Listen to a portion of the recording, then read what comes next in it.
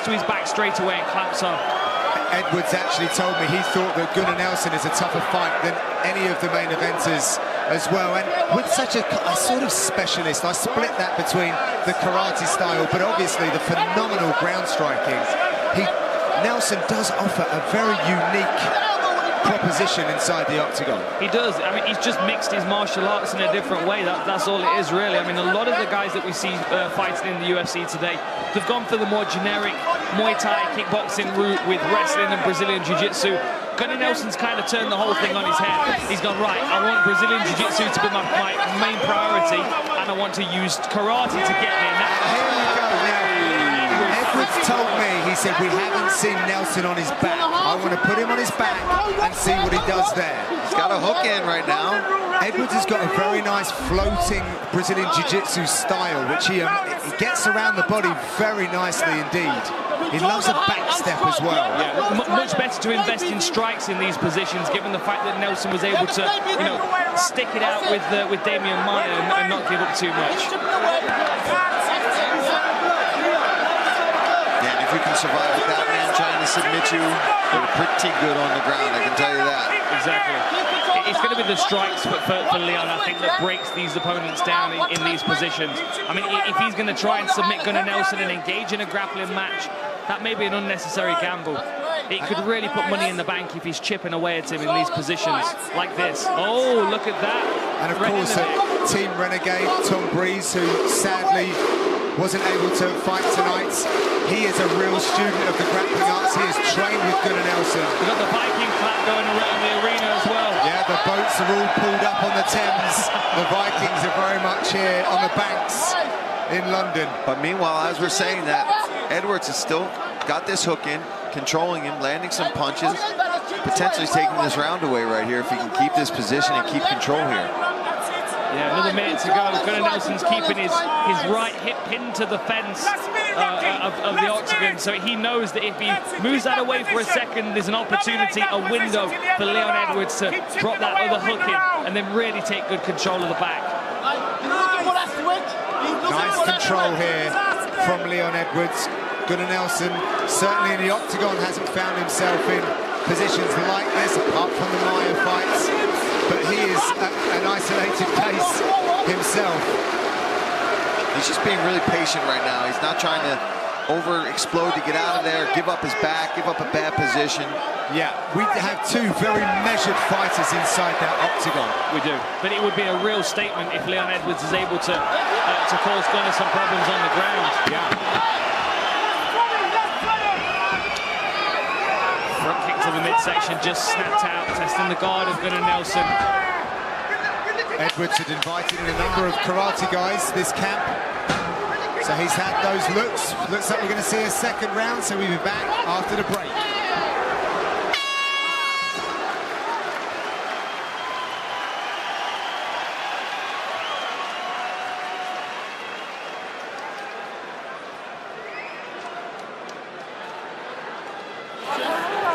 Yeah, keep breathing, come on. Now you pull that round back, yeah? One up, right?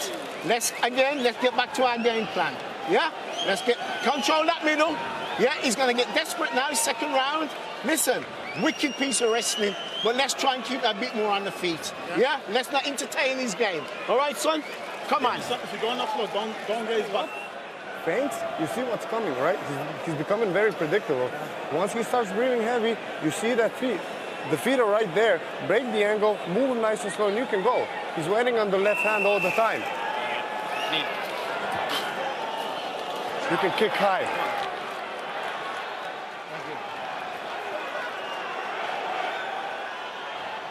Round two. Behind the black line, please. We're back, ready for round number 2 in this welterweight co-main contest. You see there Gunnar Nelson between rounds. Interesting in the Edwards corner. He did not stick to the game plan there, Dan. Yeah, they said it was a nice bit of wrestling, but there's no point engaging in his game. It's a smart thing to do, smart thing to say. Easier said than done, though, when Gunnar always wants to get clamped onto his opponent. There might be circumstances where it's beneficial to Edwards to actually try and engage in the grappling if he finds himself caught there. The thing is, though, the narrative that I learned from Edwards is that he wanted to prove himself in this way. So that's the questions being answered but then the corner's saying something different. Well, I think that's enough, though. I think what he did just there, and I think they kind of acknowledged that, right? They were saying, hey, good job, you got that round back, is what they said to him. Now let's get back to the game plan. So I think he showed, hey, I can hang with this guy and even control him on the ground. Now let's go try to knock him out. We just showed significant strikes, 18-3, Dan, but I mean, we know Gunnar Nelson well. He's not interested in stats, in numbers, in points, or anything like that. He is in there to finish fights. So, although Edwards has more volume here, we shouldn't read into that too much. No, something interesting Gunnar said during the fighter meetings when we spoke about it. In fact, John, it was your question about, you know, is he ever tempted to shoot a takedown at the end of the round to try and get ahead on the scorecards?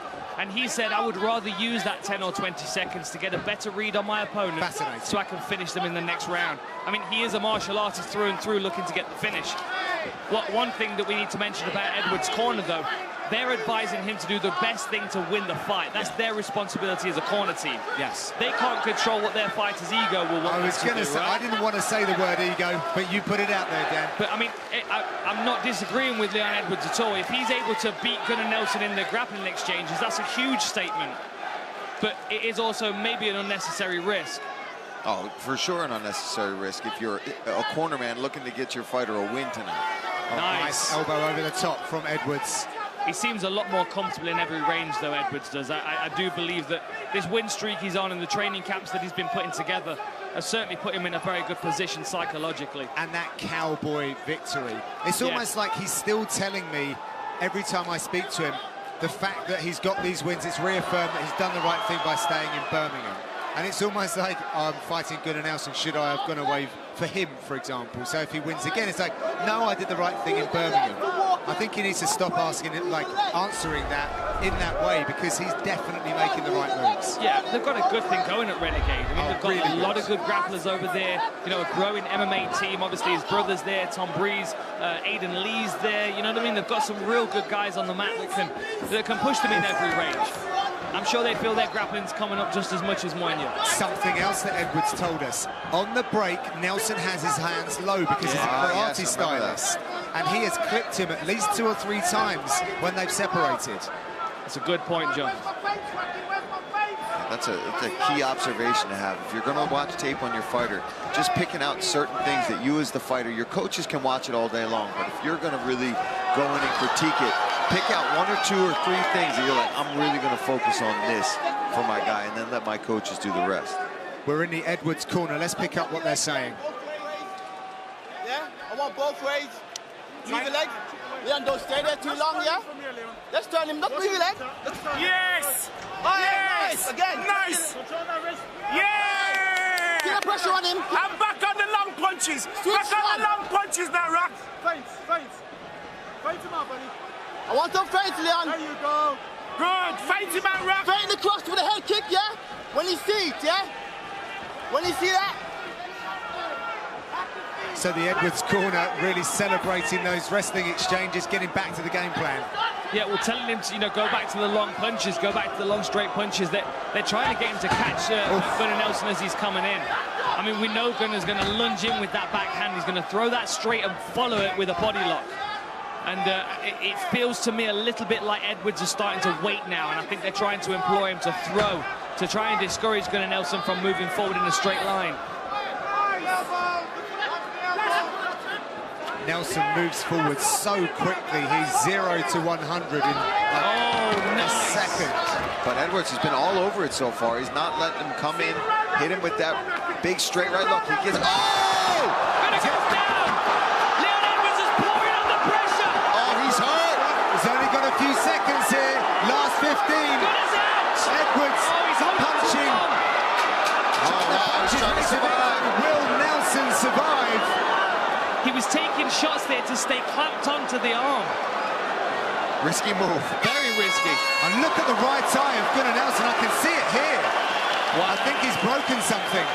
Wow, that's a fracture for sure. How many broken noses and eye orbitals are we going to have? Unbelievable.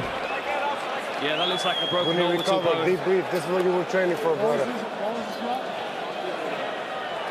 Gunnar asking his corner team what was the shot. Really nice work by Leon Edwards all the way through that. Elbow.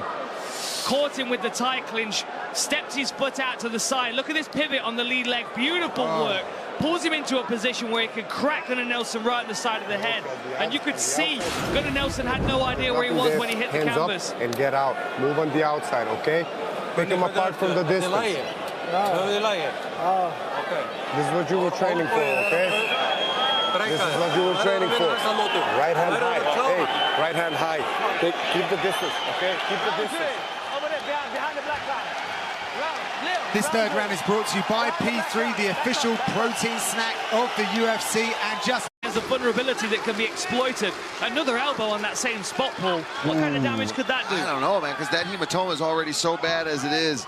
It could pop, or it could just make it that much worse. But that was just such a beautiful counter from Edwards. Really as soon as they separated, and that is the first thing he told us. He pointed that out, that the hitting him off the break, and man, he is capitalizing big time on that tonight. And using elbows as well to strike on the break. There's nothing more devastating, as you know better than anybody, Paul, than a clean elbow. Oh, doing really good work here to defend the takedown as Edwards, because Nelson was in deep with his hands. He's got this left, he's got a single leg, he's got to watch his neck. Good job fighting the hands there from Edwards. But even, Paul, think here, you know, you're working for takedowns, you're using that side of your head and your face to grinding up against his body or his head. Again, you can see Edwards was looking for that on the disconnection, wasn't he? Yeah.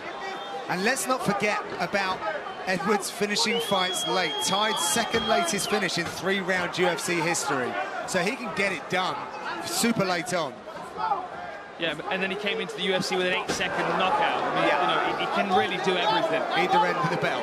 It's just a mature performance by Leon Edwards so far. I mean, he's really taken his time. He knew exactly what to expect from Gunnar Nelson and prepared himself perfectly to shut that down and capitalize on any mistakes that he made, identifying those mistakes before the fight and then training to them. Nice work once again. He's making Nelson pay for these as well. Not emphatically, but he's doing enough. Every time he does that, Nelson's having to at least take something when they separate. And you can see Gunnar reading him. He's trying to figure out the safest way in. He knows he needs to land a straight shot to back Leon up and then clinch him against the fence, but the takedown attempts that he's working so far have not been working. Let's listen in to the Nelson corner and see what instructions they're giving. Both ways. Last 2.5. Left in. Careful. Vamos in. Stay on hard on the wizard. High on the wizard. Frame on that inside arm. Frame on the inside arm and work the hands on the cage. Yes. Active. Up. Well, plenty of instructions being barked at Nelson, but he's not able to, he's just not responding. No, he's not. I mean,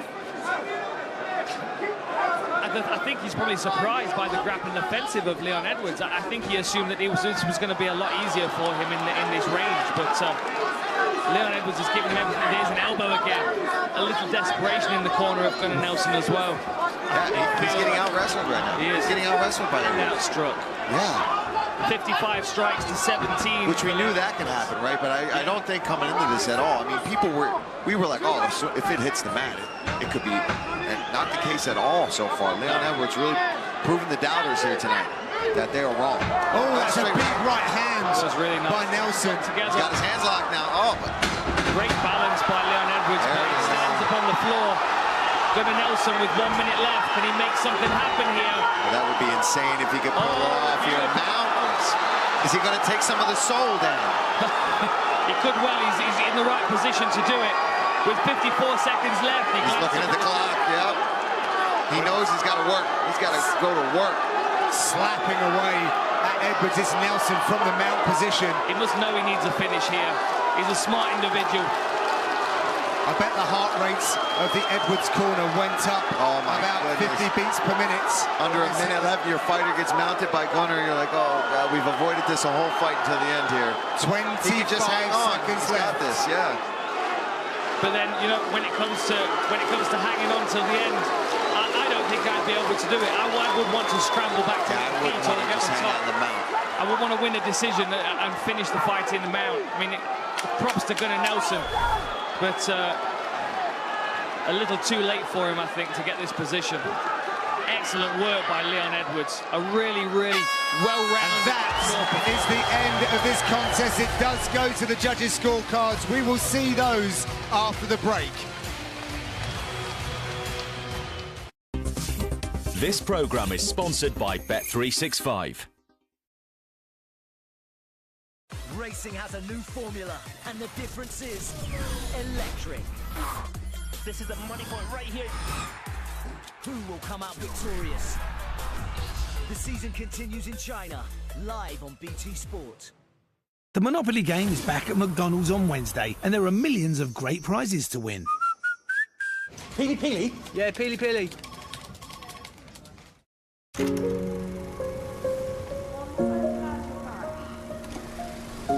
Scottish Widows, taking on your future together.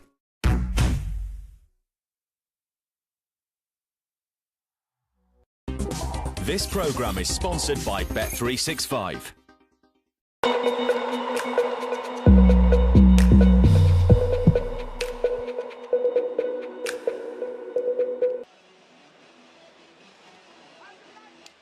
The UFC is back in Nashville for a Strikers Delight at welterweight. The main event matchup pits karate expert Stephen Wonderboy Thompson against former lightweight champ Anthony Showtime Pettis. The main card begins on ESPN Plus at 8 p.m. Eastern, with the Plus prelim starting at 5 o'clock. Okay, let's see what the judges thought of this one. Let's get it inside to Bruce Buffer. Ladies and gentlemen, after 3 rounds, we go to the judges' scorecards for a decision. Howard Hughes scores the contest 29-28 Nelson. And Resolution scores it 29-27 Edwards. And Andy Roberts scores the contest 29-28 for the winner by split decision, Leon Rocky Edwards. Ladies and gentlemen, your winner